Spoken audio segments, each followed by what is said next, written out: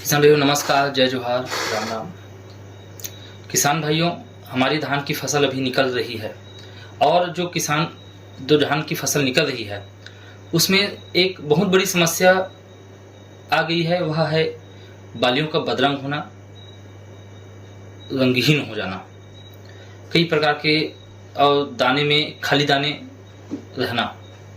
यह एक बहुत बड़ी समस्या हो गई है। जैसे कि आप वीडियो में देख पा रहे हैं, हमारे धान की जो बालियां हैं वह निकलने के साथ ही साथ बदरंग हो जा रही है, रंगीन हो जा रही है। किसान भाइयों, यह एक बहुत बड़ी गंभीर समस्या है, क्योंकि हम जब खेती करते हैं तो धान की फसल संभवतः 4-5 महीने की फसल है, जिसमें देखने में आता है कि हम बीज बोने से लेकर के फसल कटाई तक के कई प्रकार के दवाओं को उपयोग करते हैं और धान को ज़्यादा से ज़्यादा उत्पादन लेने के लिए हम प्रयास करते हैं। लेकिन हमारे लिए एक बहुत बड़ी समस्या और चुनौती बनकर आई है यह बालियों का बदरंग होना। इस विषय पर आप अगर नए हैं तो हमारे चैनल को सब्सक्राइब कीजिए, ज़्यादा से ज़्यादा किसानों तक शेयर कीजिए, फॉलो कीजिए, क्योंकि यह वीडियो बहुत ही महत्वपूर्ण है आपके लिए। और आप इस वीडियो के माध्यम से अगर आप अपने फसल में ये बीमारी को बचा लेते हैं, कीट के प्रकोप बचा लेते हैं, तो उस स्थिति में आप अपने पौधों को सुरक्षित करके ज़्यादा से ज़्यादा उत्पादन ले सकते हैं। किसान भाइयों, जो बदरंग है उसको हम कहते हैं राइस पेनिकल माइट्स। इस विषय पर हम आज चर्चा करने वाले हैं। जो राइस पेनिकल माइट्स के अटैक के द्वारा होता है, यह 2 प्रकार का होता है। माइट के द्वारा आपके पौधों को प्रकोपित किया जाता है और दूसरा होता है बैक्टीरिया के द्वारा, जीवाणु के द्वारा, जिसको बैक्टीरियल पेनिकल माइट्स कहा जाता है। दोनों अलग अलग है। माइट होता है वो एक सूक्ष्म मकड़ी होता है जो कि बालियां आपकी निकलने वाली रहती है और निकलने के साथ ही साथ वह अटैक कर लेती है आपके बालियों में और दानों को अपने दांत के द्वारा से उसके छेद कर देती है दानों को, जिससे के कारण से उसमें वो दूध नहीं भर पाती और खाली बदरंग दाने निकलती है। उसी प्रकार से जैसी ही बालियां निकलने लेती है उसी समय बैक्टीरिया का भी प्रकोप होता है, जिसके कारण से बैक्टीरिया के कारण से आपके दाने बदरंग हो जाती है और प्रकोपित होने के कारण से वह खाली रह जाती है और हमें उसको नुकसान उठाना पड़ सकता है। वर्तमान समय में 2-3 वर्षों में इस कीट के द्वारा, इस बैक्टीरिया के द्वारा, माइट के द्वारा बहुत ज़्यादा किसानों को नुकसान उठाना पड़ा है। इसको आप समय रहते नियंत्रण कर लेंगे तो ही आप अच्छे से उत्पादन प्राप्त कर सकते हैं अपने धान की फसल से। किसान भाइयों, माइट के लिए नियंत्रण करना है तो उसके लिए हमको अलग दवाओं का उपयोग करना पड़ेगा और बैक्टीरिया के लिए अलग दवाओं का उपयोग करना पड़ेगा।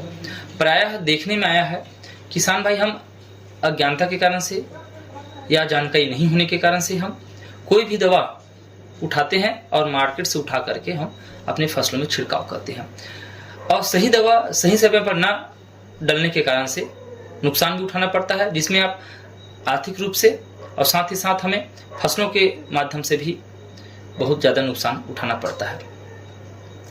जो माइट होता है, आप जैसे कि वीडियो में देख पा रहे हैं, बालियां पूरी बदरंग हो जाती है और तत्काल तुरंत जब इसका प्रकोप किया जाता है, इस कीट के द्वारा प्रकोप होता है पौधों में, तो हमें तुरंत दिखाई नहीं देता, क्योंकि वह जैसे जैसे बालियां सूखने लगती है तब कम से कम 4-5 दिनों बाद वह हमें दिखाई देता है, तब तक वह देर हो जाती रहती है। किसान भाइयों, इस कीट माइट से या फिर बैक्टीरिया से हमें फसल को बचाना है तो अब तो बैक्टीरिया नाशक और माइट को खत्म करने वाले दवाओं को छिड़काव करना पड़ेगा। जो माइट होता है वह एक बारीक होता है जो हमें प्रायः नग्न आंखों से दिखाई भी नहीं देता और कभी कभी दिखाई भी देता है। हम सुबह सुबह देखें तो हमें नजर आ जाता है। इस कीट से, माइट से और बैक्टीरिया से हमें पौधों को बचाने के लिए वीडियो में दिखाई जा रही दवाओं को आपको उपयोग करना है। माइट के लिए अलग दवा है और बैक्टीरियल के लिए अलग दवा है। प्रायः देखने में आया है कि बाजार में माइट नियंत्रण के लिए कई प्रकार की दवाओं उपलब्ध हो चुकी है, जिसका व्यापारिक नाम और बाजार में बिकने वाले नाम दोनों आपको वीडियो में देख सकते हैं। उसी प्रकार से बैक्टीरिया के लिए भी आप उसके नियंत्रण करने के लिए व्यापारिक नाम और बाजार में बिकने वाले नाम आप देख सकते हैं, जो स्क्रीन पर आपको दिखाई दे रही है। इस दोनों दवाओं को आपको मिक्स करके आप छिड़काव कर सकते हैं। प्रायः देखने में आया है कॉपर ऑक्सीक्लोराइड जो दवा है बैक्टीरिया के लिए नियंत्रण करने के लिए, बैक्टीरियल पेनिकल माइट्स के नियंत्रण करने के लिए, उसके साथ सभी प्रकार के माइट जो मकड़ी है उसको दवाओं को मिला सकते हैं। लेकिन कुछ दवाएं ऐसे हैं जो अगर संगत नहीं पाई जाती है, नहीं मिला सकते हैं, तो दोनों माइट नाशक और बैक्टीरिया नाशक दोनों दवाओं को हम छिड़काव करते हैं। उस स्थिति में 3 से 5 दिन तक का हमको अंतराल रखना पड़ेगा। इस प्रकार से किसान भाइयों, आप पेनिकल माइट्स जो माइट्स के द्वारा हानि पहुंचाया जाता है और बैक्टीरियल पेनिकल माइट्स दोनों को आप नियंत्रण करने पर ही पौधों को इस बीमारी से मुक्त कर सकते हैं और ज़्यादा से ज़्यादा उत्पादन ले सकते हैं। अभी समय रहते आपको यह सावधानी बरतना होगा कि समय रहते जब आपके 10 से 15% बालियां निकली हो खेतों से, तब आप इन दवाओं को छिड़काव करें।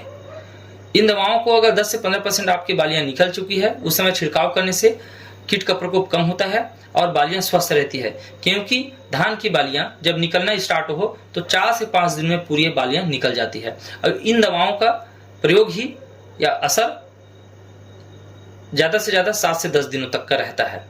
और हमें यह प्रयास करना पड़ेगा कि माइट नाशक हम दवा छिड़काव कर रहे हैं तो जो फ्यूमिगेंट हो, जो गैस बनाने वाला दवा हो, वो हमको प्रायः उपयोग करना पड़ेगा। तभी हम इस कीट बीमारी से हम फसलों को सुरक्षित कर सकते हैं और बचा सकते हैं।